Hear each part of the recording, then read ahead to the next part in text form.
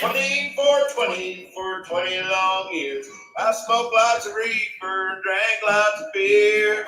Every day at 420, we're gonna settle this score. And for 20 long years, it's been 20 past 4. Boom, boom, boom. Hello, Jeff Kravitz. I look like I'm shrinking down here. Let me get up to my full 6'4" height here on the screen. You can't really tell how tall I am, can you? I've met people before. They're like, Kravitz, you're much taller in person than you are on the internet.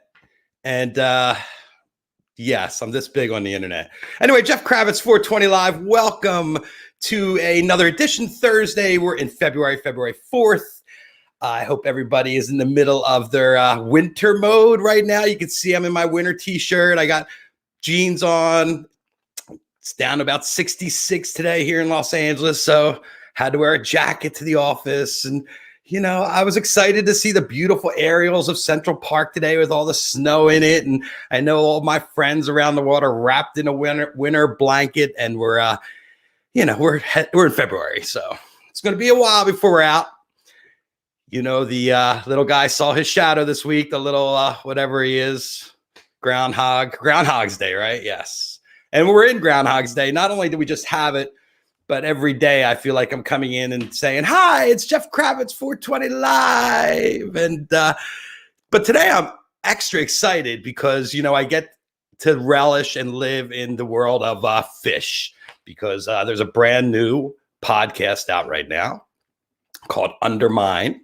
And it is the continuation of Under the Scales, the Tom Marshall podcast, and a combination of all the fine people over at Osiris Media, Osiris Pod, and they've come out. It's beautiful. I listened to it today, and it was just a trip down memory lane. I mean, I wasn't there in the 80s in Vermont when PHISH first got together, but, you know, I got on that bus around 1994 when they came out here. I had moved out to California in the 80s, and about 1994, I got dragged into a PHISH show at the Wiltern Theater here. And let's just say my life hasn't been the same since. And the sense of community, the friends I've met, the experiences I've had, the things I've seen, the music I've heard, the dances I've done. Oh my God. If I could put them in a book and you go watch them, you would just laugh because I don't do any of those things really well. But I do them anyway because you're supposed to dance like no one's watching and live your life and enjoy it without worrying about what other people think. And one thing about being 6'4", not here on the screen, but in real life, is that you stand out. So people kind of see you. They're like, oh, there's that big guy. And then as the hair starts going, there's that big guy with that round head, you know? So you start I've made the transition into, very tall music fan and music lover and PHISH lover. And it's led me to so many different adventures, like my adventures at Bonnaroo and all the things that I've done by getting into that whole festival world and going to Jazz Fest for the first time because Trey was there and Oysterhead was there. And just all the motivation that's happened to me throughout my life that these four little guys from Vermont are, pretty much deciding what I'm doing with my time and what my schedule looks like. And, before, I was a deadhead too. So it was something I brought over from there. It was just like looking at your schedule and trying to figure out, okay, how do I make my life work around this band here and go in to see this show? I can go 2 nights here and 3 nights there. And, it was a ton of fun. And it was totally different than what I was doing, which was immersed in the world of pop culture and MTV and being here in Los Angeles and shooting all these award shows and all these crazy events. I'd go and hang out with rock bands and shoot like fun festivals and, PHISH, which was a blast to have my camera at a PHISH show. And PHISH, they were, I don't want to say photo shy because they all like a camera, but in the old days, they didn't allow a lot of photography in, and it was hard to get in and get my camera into the PHISH scene and to be accepted as one of their photographers over the years. So I've learned a lot, and it's been an interesting thing. And, as you know, I've been on hiatus now since March. I've shot probably 3 or 4 events, not at the Super Bowl like my good friend Kevin Mazur working with The Weeknd, but I am here in sunny, beautiful Los Angeles. And today we are lucky to have Matt Dwyer, Brian Brinkman on from Osiris Pod. And they helped, they were the executive producers on the brand new Undermine. And we're going to get in today and we're going to get inside their heads and find out how they did it. So let's welcome him in. Here's Brian and here's Matt. Hey, guys. Hey, Jeff. How are you? Good to see you guys. You as well. Absolutely. Thank you for a very nice hour of entertainment today. It was really fun. Did you guys have fun putting this together? Absolutely. This was, I would say, one of the most fun things I've ever worked on. It's been a dream to work with people like Matt, like RJ, like our whole team over there, telling this larger story of Phish. It was an absolute dream to get this first episode out there into the world. Yeah, it's fun. There's a lot of work still because this was not a one-off show. This is the first episode of the season, so we still have 9 more to do, and who knows beyond that. But I think for all of us, it's definitely a labor of love. We work hard on it, and we work hard on it because we're proud of it, and we want it to be great. And it seems like the feedback from the community in the last day since it came out is amazing, and that's all the reward we need, I think. And what's your release schedule? We'll be releasing weekly on Wednesday mornings. Yeah. And there's 9 more episodes to come. 9 more in season 1, and then we're actively working towards the future beyond that. To figuring out like a long-term plan. Absolutely. Because this kind of pulls in Tom Marshall's Under the Scales is now finished. And what are the other podcasts that kind of folded into this? So Osiris started with kind of 2 podcasts coming together. One was the Helping Friendly podcast that RJB started and that I worked on for a number of years leading up to this point. Osiris kind of started when RJ met Tom, who was wanting to start his own podcast, and that became Under the Scales. The third leg of the stool there was the show that Brian and Dave Goldstein started, which is Beyond the Pond. And the idea was to kind of take those 3 shows that were chasing down different components of Phish and bring them together and work together as a team to tell a story. So the story we're telling in the first season is the story of very, very early on in Phish's career, the days in Burlington, playing at shows at Nectar's, at Hunt's, at Goddard College, at the ranch. And you'll hear a different type of storytelling now that we've been able to do in the past because we're all working together, and we can kind of give you a 360 look at a topic rather than just kind of chasing it down individually. So season 1 talks about the early years. And as Brian said, we'll figure out what's going on with season 2 based on everybody's feedback, but looking at the 80s right now.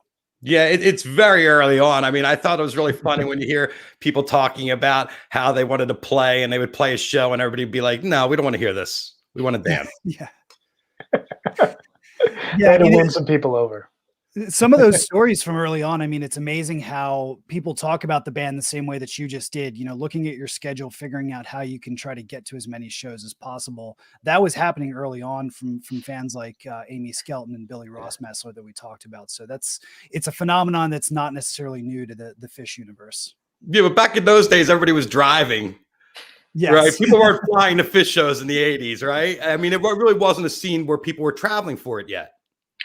No, but I mean, one thing that we've found in both the conversations that we've had and a lot of the research that we've done at the shows in the early 80s, we're currently working on finalizing everything for our second episode, which goes through some of the big shows of the 1980s, is you could hear Phish very early in their career try to draw kind of narratives from one show to another. So a gag that worked in one show in one bar in one location would work someplace else, or a new surprise in a jam would come out in a show, 2 nights later, that very quickly, very early on, this small contingent of fans wanted to follow along, wanted to follow that storyline and that thread that they were telling.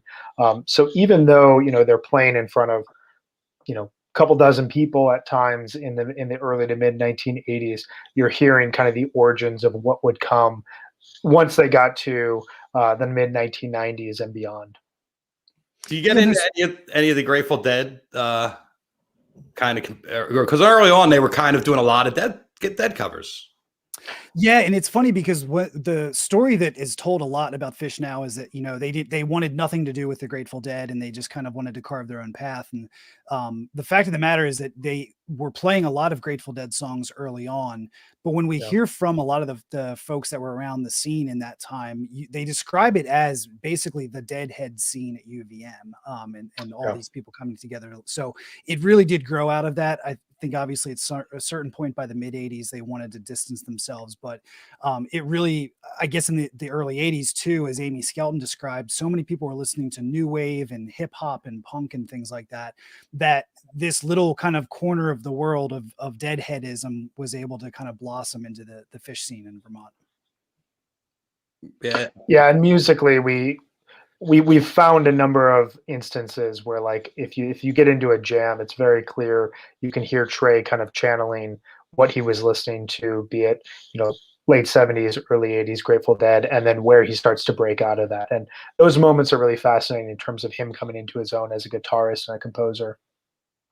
Yeah, their inspiration in those days was coming from so many different ways. And one of the things I love about PHISH is a lot of the influences that they grew up with were the same influences that I grew up with. I was listening to Genesis, I was listening to The Who, I was listening to the Beatles and the Stones and Led Zeppelin and all these bands that, it encompass so much of what PHISH does. Well, and that's a really good point, and that was a huge reason why these 3 podcasts all came together to tell this story. So the podcast I used to host, Beyond the Pond, our whole goal of the show was to take PHISH music and show people other music that they could listen to based on liking a specific jam, and it kind of spiraled into a number of different directions. And we did an episode with Matt back in the summer where we talked about how do you track the quote genesis of PHISH through the music of Genesis, and being able to understand where PHISH's place is alongside of their influences as well as the bands that they've influenced, and trying to take this scene that can feel isolated at times and really branching it out into larger music history, and that larger narrative is a huge point of focus for the show. Yeah, Tom Marshall told us a story one time, and Jeff, this maybe will resonate with you as a Jersey guy. He said that, in the 70s in Jersey, among their friends, you had like the Springsteen people, you had the prog rock people, and then you had their group of friends, he and Trey in particular, that were kind of straddling both of those worlds and bringing together rock and roll, prog rock, and then also some of the influence from the Grateful Dead. So it was really just a musical blender back then. No, I remember those groups in school. That there was definitely the Genesis heads. There was the Deadheads who were up and into their own, and it was definitely a different thing. I fell into that prog rock crew. So one of my early shows was Genesis and Yes and Kansas and all these old 70s prog rock bands, because that's when I started going to concerts at the Spectrum. Was the late 70s. But Genesis music in particular, especially the old stuff, doesn't really I can't nail their influences. It's impossible to think what with PHISH, you could say, okay, they're this or that, they're that. But with Genesis, it's just every time I listen to it, I'm like, where did these guys come up with this shit? Yeah, so true. I think for so many of the prog rock bands in the 70s, Yes and Jethro Tull and, a lot of those bands, it's hard to see where they came from other than kind of other influences of music, other types of folk and Celtic music. And to me, the other thing that stands out is classical. And obviously that, Trey has the mixture of the rock and the classical worlds. He's really a composer working in the rock and roll world. And I think that's probably why the prog rock stuff spoke to him and Tom so much when they were writing songs early on. Well, you guys are kind of experts on the scene. I want to hear from each about what you learned. What was the most surprising thing that you learned from putting together the latest podcast? I think the biggest takeaway I had from this episode, just from a scene standpoint, or I would say just kind of in general, is we were able to speak with Jeff Holdsworth. Tom tracked him down up in Canada, and hearing his overall satisfaction and happiness with where he's at in life at this point in time. That was just something that we didn't know about. It was always kind of this legend of this long forgotten guitarist who played one additional show with them.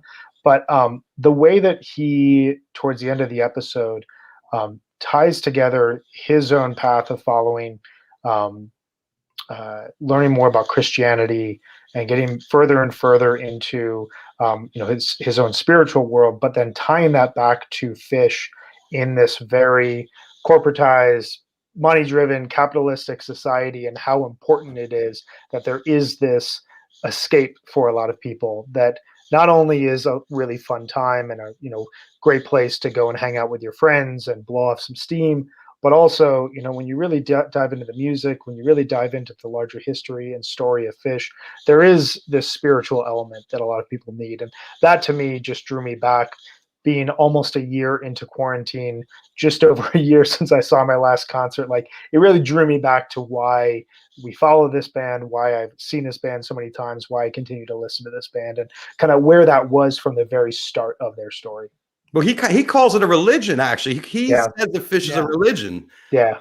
And I feel that. I mean, because me, Yeah. I mean, I was raised Jewish, and I don't really relate anymore to any to a religion that's 6,000 years old. I don't even relate to a religion that's 2,000 years old. But I relate to a religion that's 40 years old that we've all been into, and I see the sense of community, and I feel the love, and I feel the spirit. Like you go there and you feel the cleansing that happens to you at a PHISH show, and how important it is to your psyche. And like you said, it's been a year now where we haven't had this, and it's kind of like the same people aren't supposed to go to church either. So none of us are having this, religious or these spiritual, levelings that we need in our lives. So a lot of us had a lot of pent up information, a lot of pent up stuff. So I was feeling that with Jeff, and I was wondering, listening to it, if he was going to go there.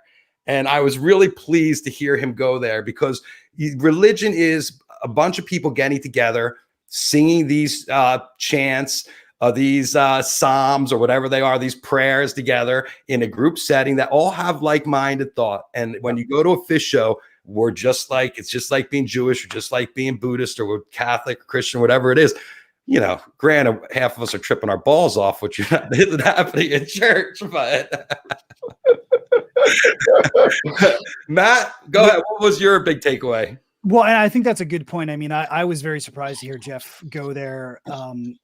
I almost expected to hear him be a little bit insulted by the fact that people kind of put PHISH on a pedestal as a deity or something like that. But for me, I think the thing that I learned about that was the most enlightening was just the scene around them in terms of their close friends and the way that they kind of played and just all hung out together. Hearing Billy Rossmessler and Eric Larson, who lived at the ranch with Paige, where there's the earliest known video of PHISH is from the ranch in 1987. Learning more about just these daytime parties that they would have. The Joneses, another band playing in the living room, PHISH playing outside, members interchanging. There's a lot of talk, and we've talked, I think, probably on both of our podcasts about the origins of PHISH festivals, which are one of the greatest contributions that they've made to the music industry, starting out with Amy's Farm. But I think when we look at this early scene, you can actually make a case that it started way before then with gigs at the ranch where people are hanging out. And then Amy Skelton described the gigs at Goddard College, where the guys went to school, which is actually like 45 minutes outside of Burlington. So she described people going out there for gigs and then just crashing all over Goddard. And then she said the dorms would be full of people would be pitching tents, and PHISH would play, and it was just a big hang.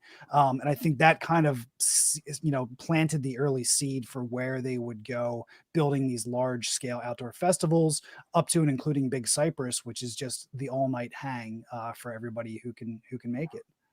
Amy's Farm was what, 91 or? Yeah, that was kind of the big thank you to Amy and to the Northeast at that point in time. And was it Arrowhead Ranch? Is that the show you're talking about, or is Arrowhead was just before? The ranch shows were located just in South Burlington, about 20 minutes south of downtown Burlington, at a farmhouse that this guy Eric Larson lived at.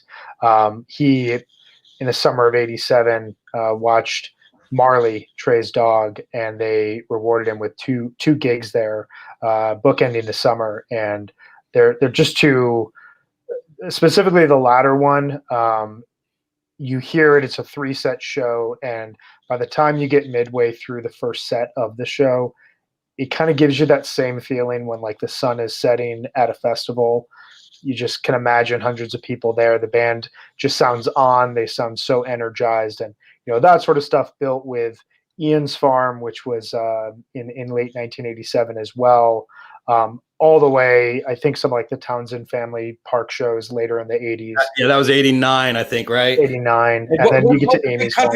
Big Country Horns was on that Arrowhead Ranch. Well, that's a really great show, isn't it? Unbelievable show. I think 7/14. It's like 3 weeks before Amy's Farm, and you have horns. You've got the band at like full energy. There's actually it's like a soundboard camera shot of it on YouTube, and I'm guessing like there's sparse crowd behind the soundboard, but just right up front, it looks like a preview of the band at the Clifford Ball just a couple years later. Yeah, about what's going to happen. I mean, PHISH lit up the festival world with their, antics, and it's just so much fun. And, I miss it. I would love to see a festival this summer. I don't know why we all, can't get on the field. Maybe if we do it on the moon or something. Got to go to New Zealand right now. New Zealand or Australia too, right? Yeah, they're having shows down there. It's crazy. Taiwan, yeah. Well, that's what happens when your politicians aren't corrupt, and they want the people to get better. All right. So Tom Marshall, my takeaway is, what the fuck did Tom Marshall have to make a statement about 4.0 for? I mean, come on. Really? He felt like he wanted to get in. He's like, all right, I'm going to lay the definitive line right now. Was that his idea? Or was that one of your guys' idea? That was kind of tossed around as we're going. We have to have a little bit of controversy, don't we? There's even an internal debate over where the starting point and the ending point is. I think it's what number of days since last show played. At some point, it's got to be a new era potentially. Well, I think we're all in a new era. Go ahead. I want to hear, Matt. Do you have an opinion on this 3.0, 4.0 thing? I didn't have an opinion until very recently, and I have to agree. I think it's going to be a new era, just because there's a break of, it's going to be looks like maybe several years between PHISH shows, and I think you've got to call out a break. There's a lot of people that try to get into nuanced discussions about, we're actually in like 14.0 right now, or this was 13.2 this month. Like, no, I mean, there was.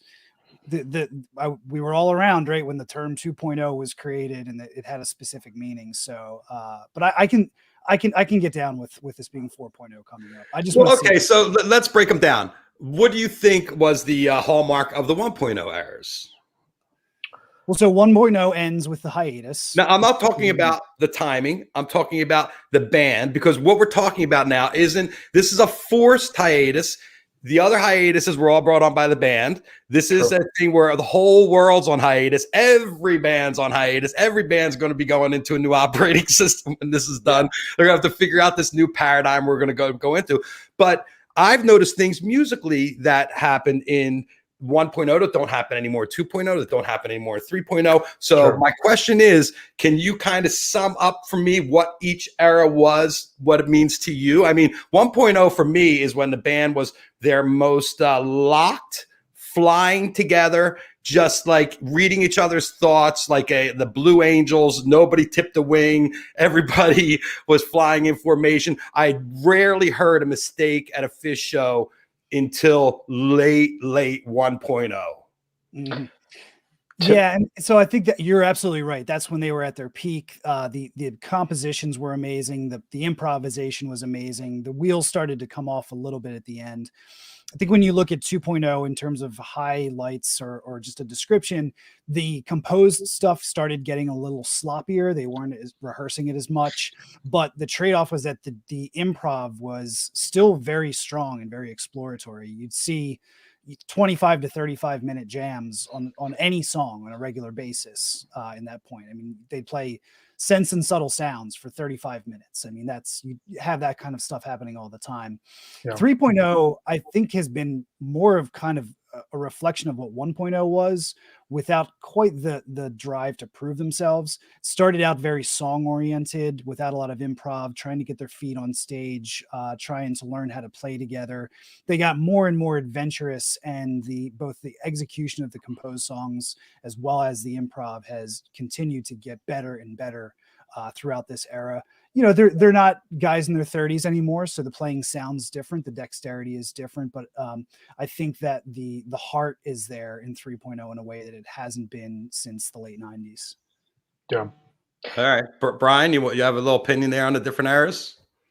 Yeah, well, I would say when I think of 1.0, I always think, to me, the absolute peak of PHISH is 1995. I'm just going to throw on a PHISH show. And to me, the way that the band built year after year after year after year until they got to that New Year's Eve show, December 31st, 1995, when what you're talking about, that locked in sensation, both improvisationally, compositionally, walking off the stage at that point, I think was one of the most defining parts of their entire career.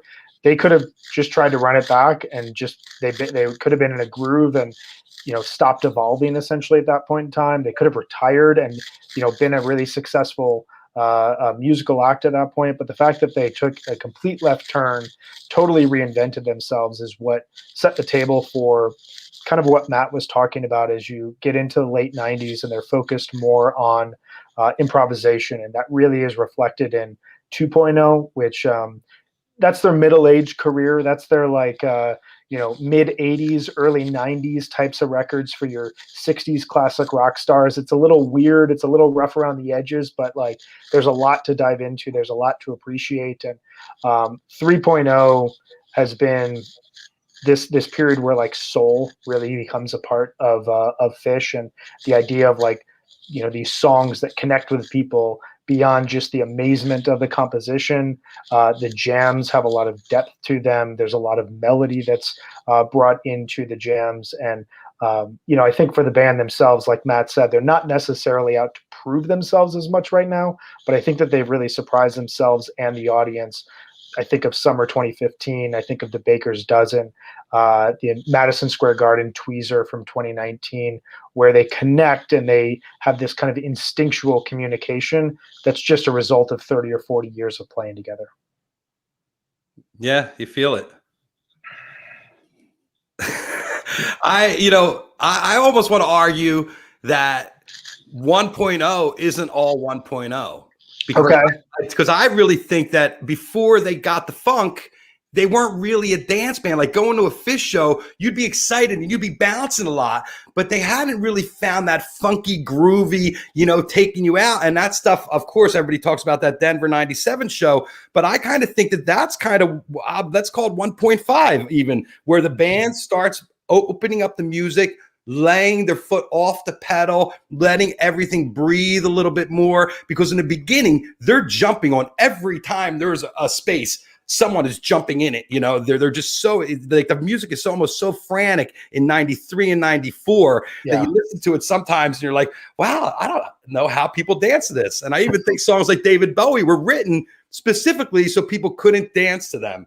But Bowie ends up being a beautiful dance. I love dancing to David Bowie. I mean, to me, it's beautiful. But am I making sense? Or no. I would encourage any PHISH fan who hasn't explored it. To me, the most underrated tour the band ever embarked on was the fall of 1996.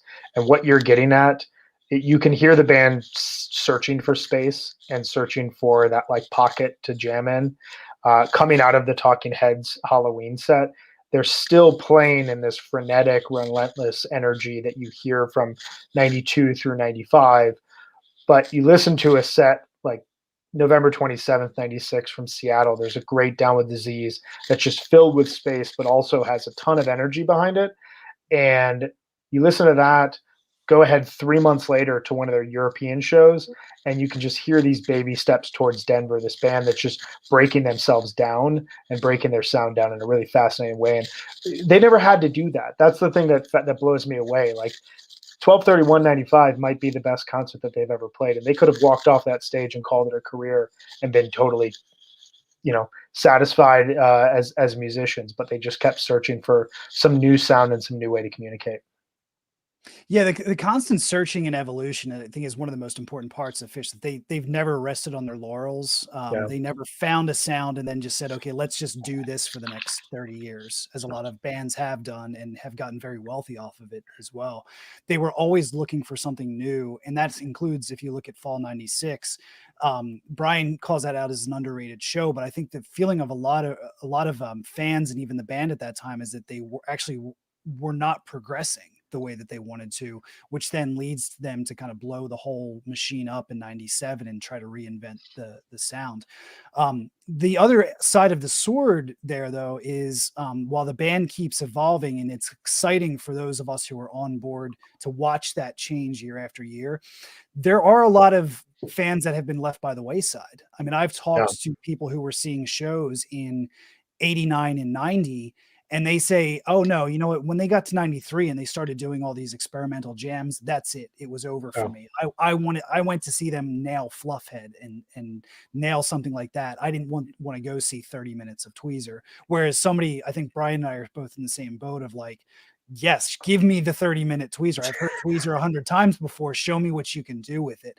But it just shows how there's so many different ways that people come into loving PHISH, and they offer so much for so many different people. And there's also so many freaking salty, entitled fans that'll be like, you know what? After 87, they just weren't doing it for me. And I've talked to guys like that.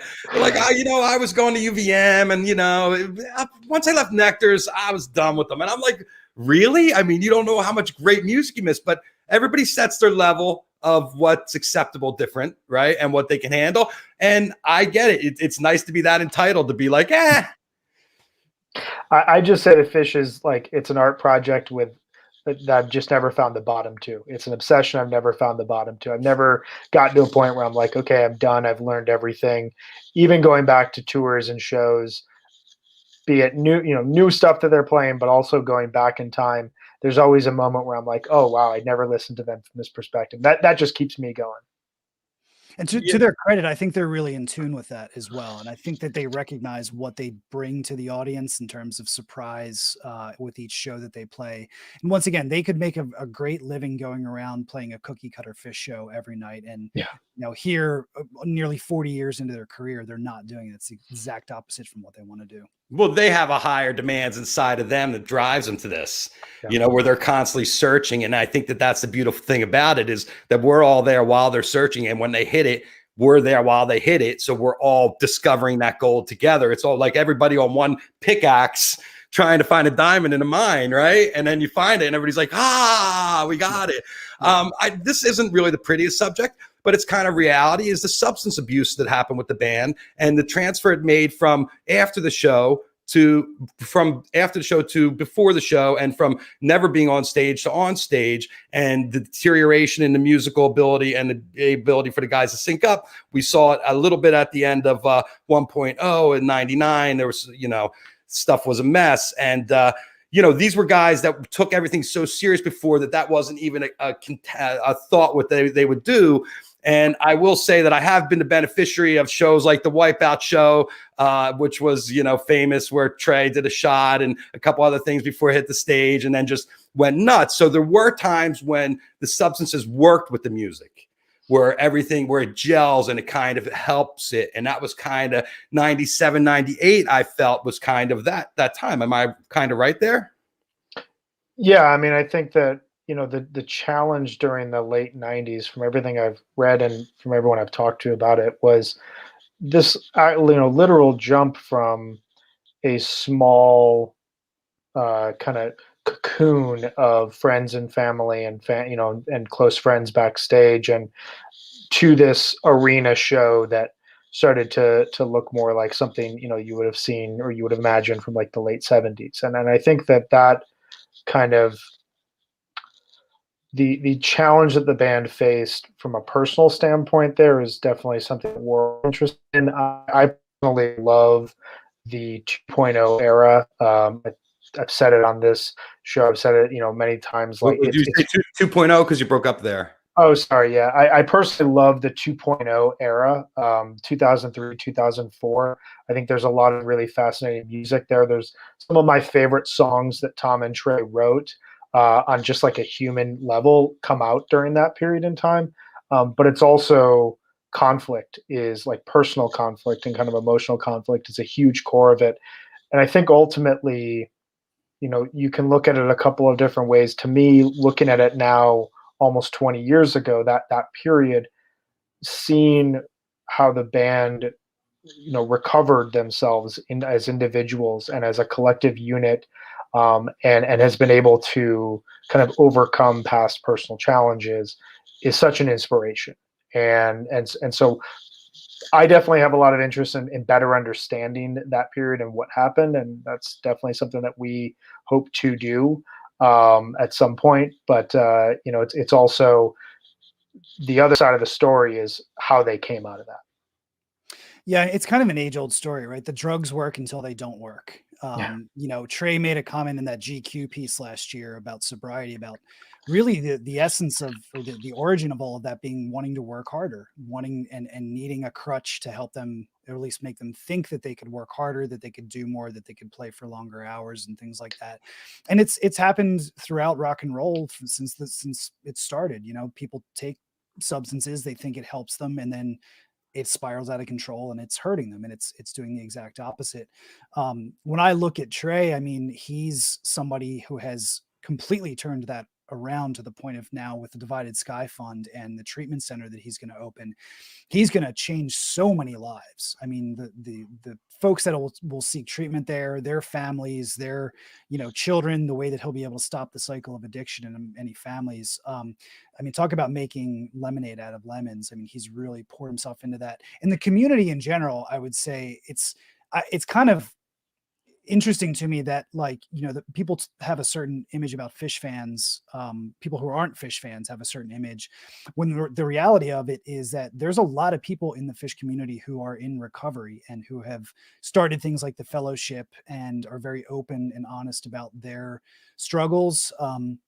And I often think about how much Trey probably inspired a lot of those people to seek a different path after years of, trying something that eventually wasn't working. So I think that the focus for me is that there is a happy ending to all of that.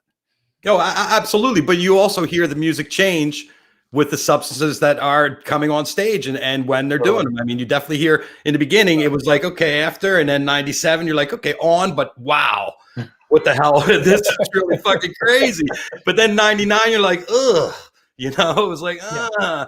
And even I went back and listened to the show that they played on Dinner Movie, the 03 show. And that was supposedly the sober tour that July. Everybody's been talking about that. And I remember I was on that tour. I was working with the band. We were at the Gorge. I remember talking to Trey backstage, and everybody was kind of just like laying low and being cool and chill. It was a different thing. And you could definitely hear the difference on stage. Yeah. Oh, yeah.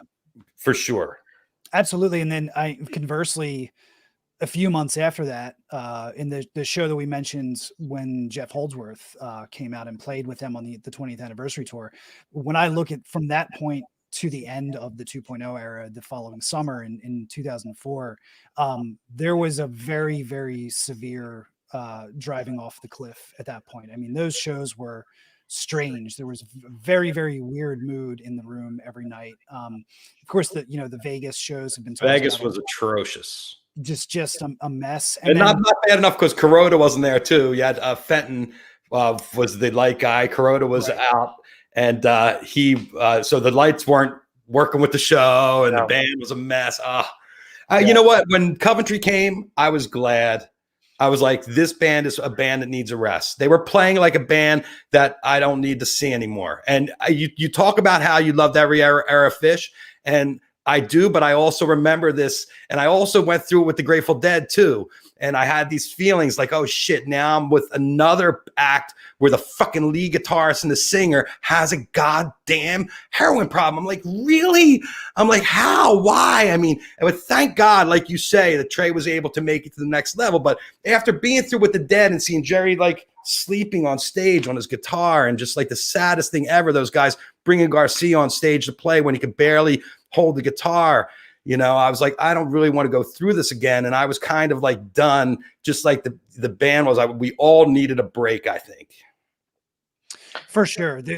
Going back to Coventry, and Brian, I can't remember if you were at Coventry or not. I was. I was. It was a weird weekend even going beyond the traffic and the mud and everything like that. The vibe was just very strange. I remember my lasting memory of Coventry will always be walking up the hill out of the venue at the end of the last show. And there was no music playing. They didn't play any post-show music.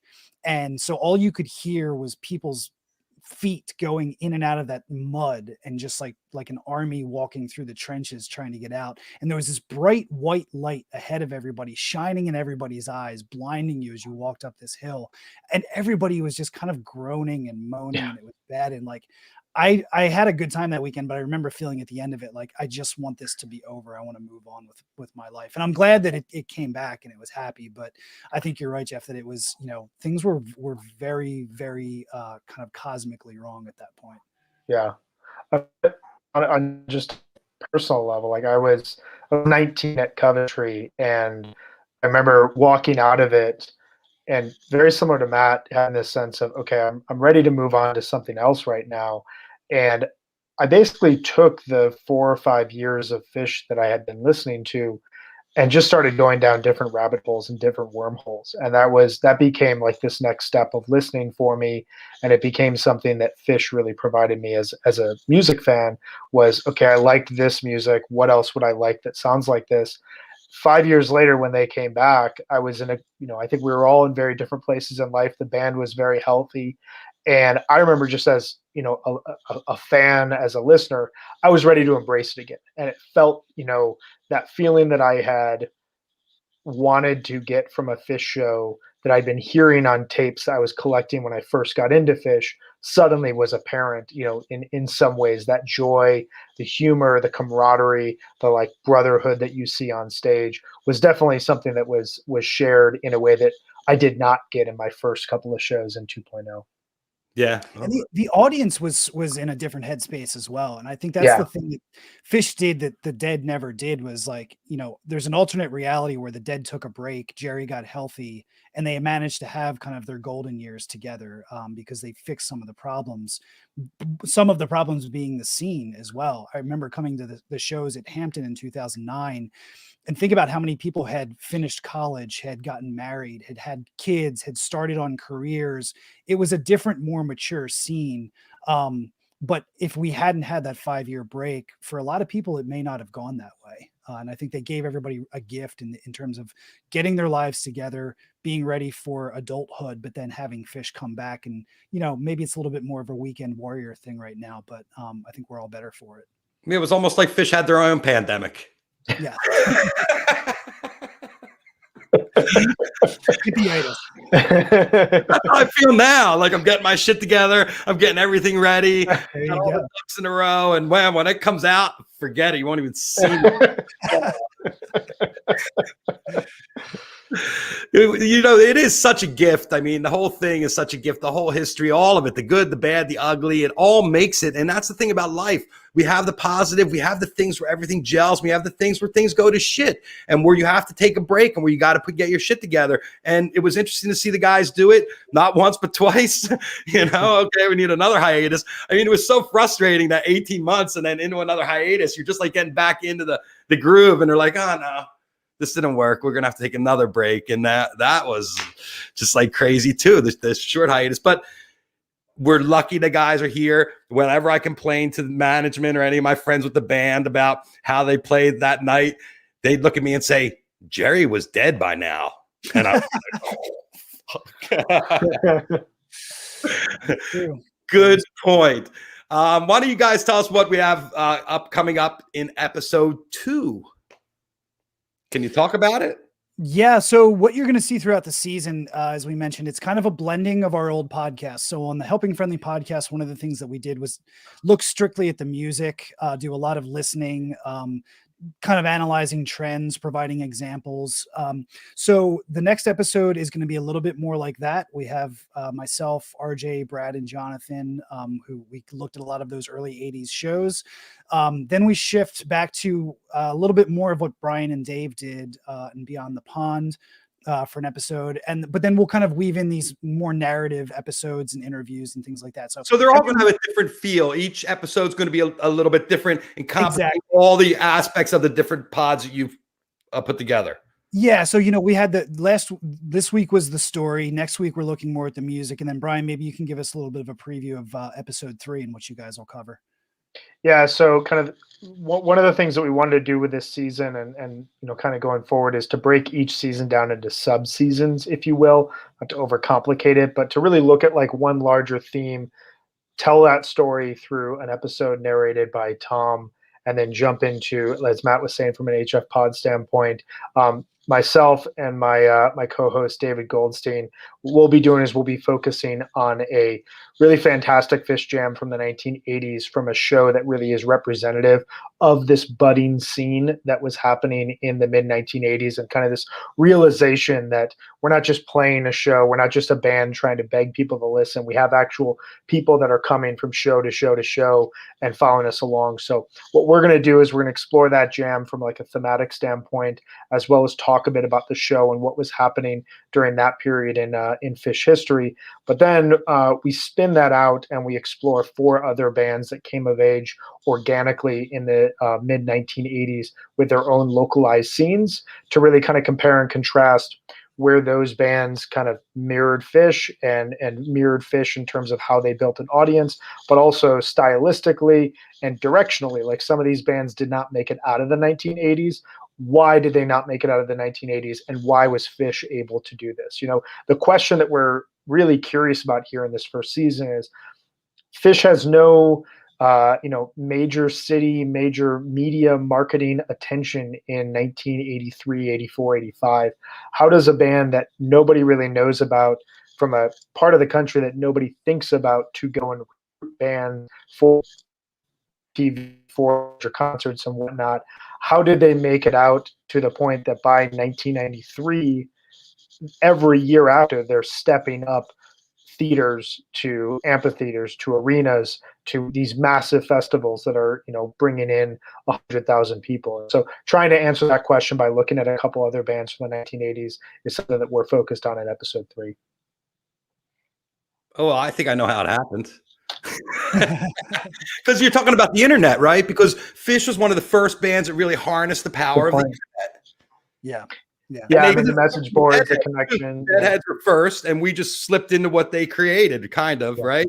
Yeah. But to bring full circle back to the early scene in the early days, one of the things that we hear about throughout the season is, people like Amy Skelton getting a truck full of people and driving them to the first gigs in New Hampshire, right? So you've got your Burlington scene. Now we're going to play in New Hampshire. Now let's put everybody in trucks and bring them out there.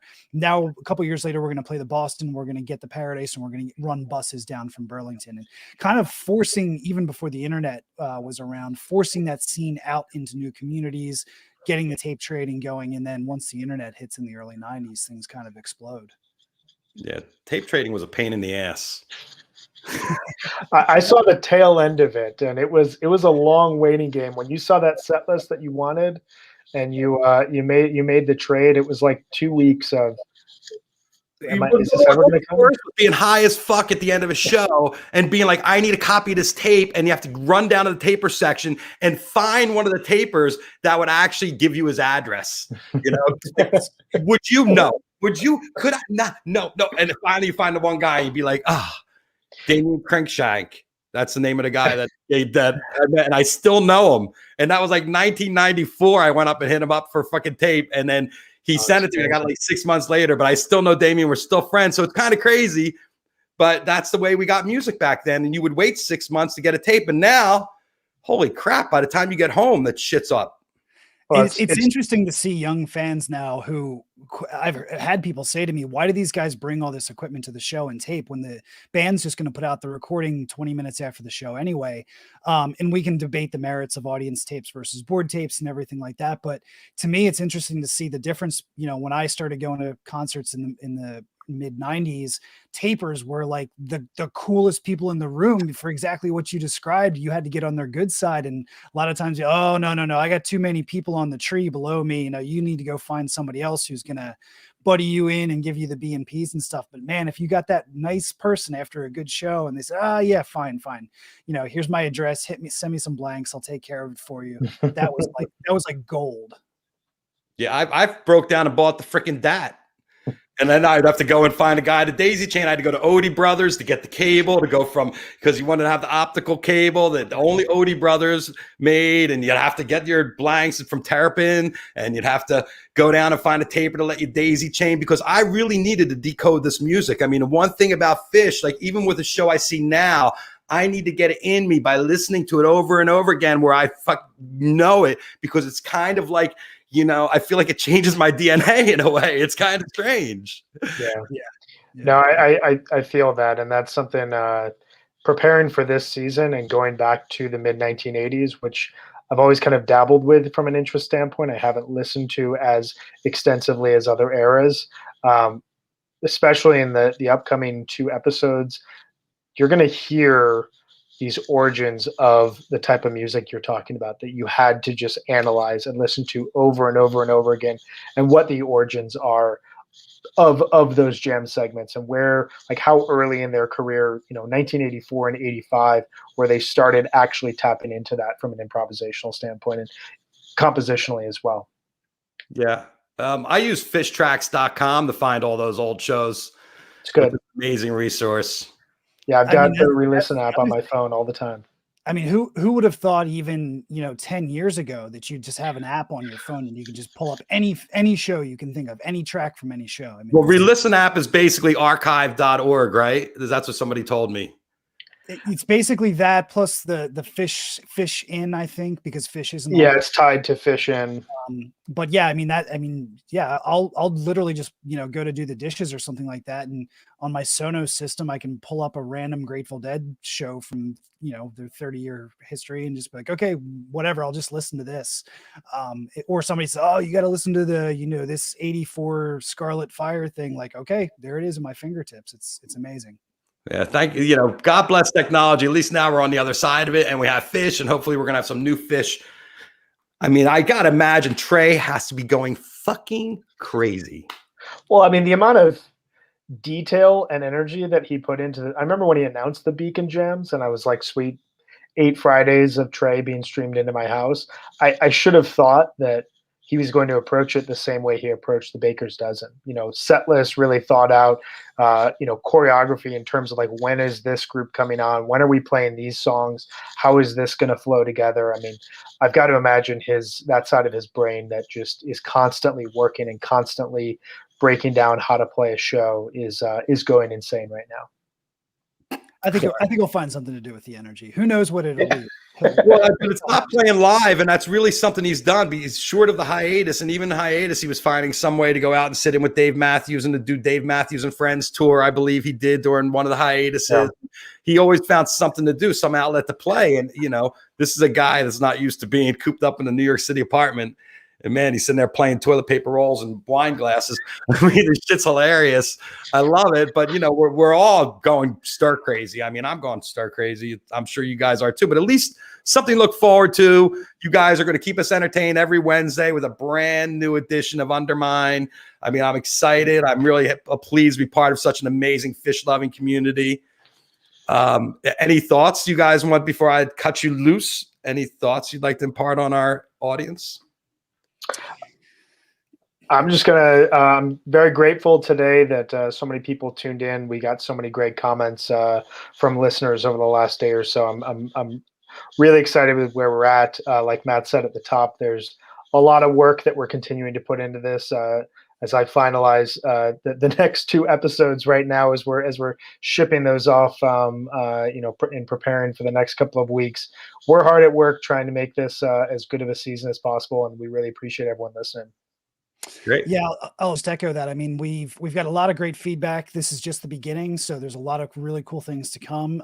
Keep it coming. Let us know what you think. Let us know if what's working and what's not working. We really love feedback. And just one quick plug before we get off. If you haven't had your fill of us talking Osiris stuff, jump over to Sirius Fish Radio right now. RJB, our CEO and co-host and executive producer on this podcast, is actually with Ari right now, talking about 80s fish and exploring the podcast. So you can hear that right now. Yeah, they're going to be going at it for a couple hours, so you got plenty of time to catch up, and they're going to tell you some stories. But today I posted before we went on air because I was like, oh wait, I was working for the band at that 20th anniversary show, and I dug these out. I haven't seen these pictures in years.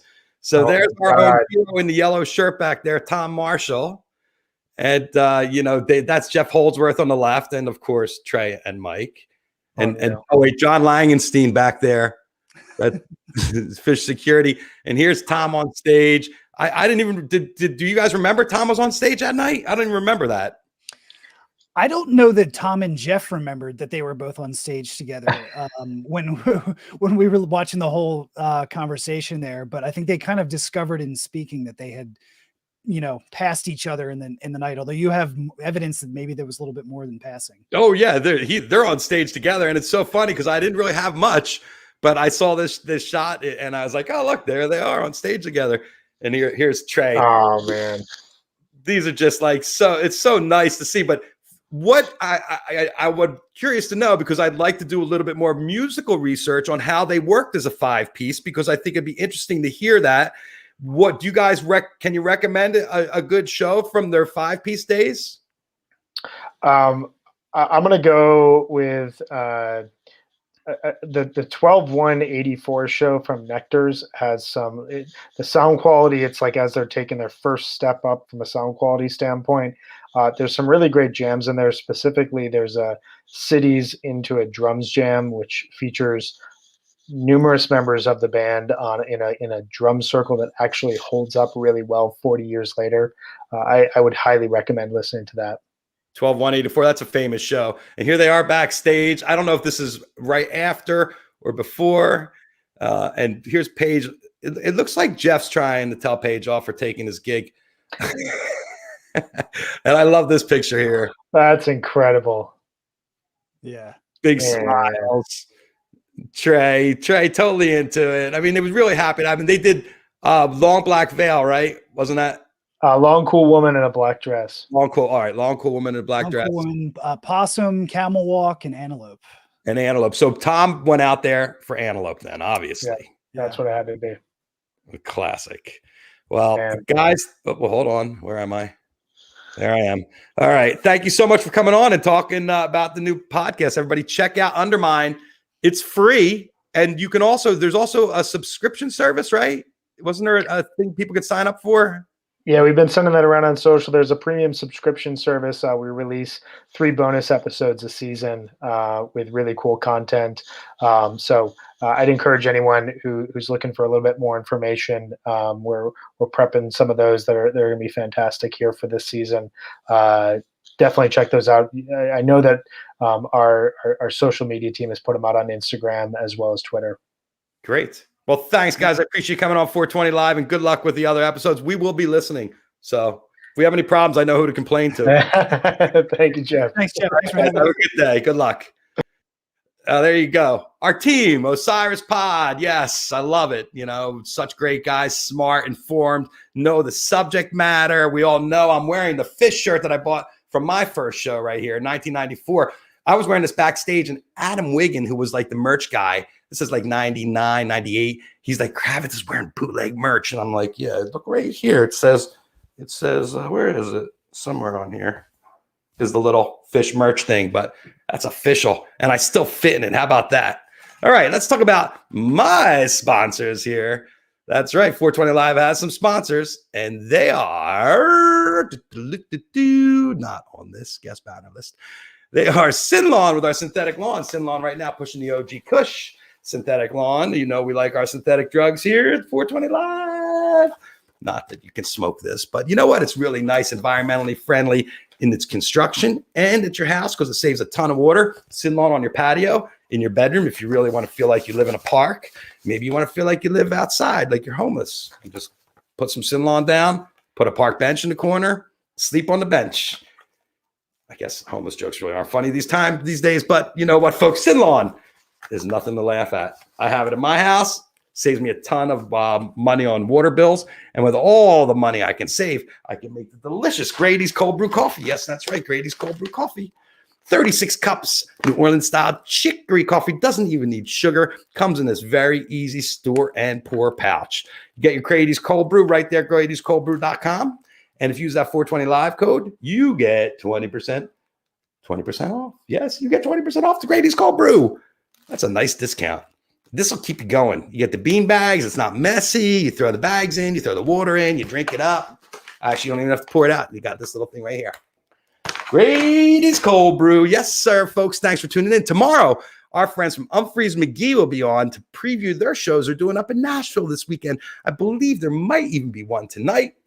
Make sure you check them out. Our friends from Humphreys will be here with Kevin Browning and Jake and Brendan and Ryan and Joel and Chris and Andy and, you know. Thank you for tuning in to 420 Live. This is Jeff Kravitz. Peace, love, and happiness to everybody out there. There's a big hug. Boom. Have a great night tonight. We will see you tomorrow. I'm getting loopy. All this fish talk has got me loopy. I'm going to go listen to some fish and smoke some weed. Everybody have a good night. Check it out.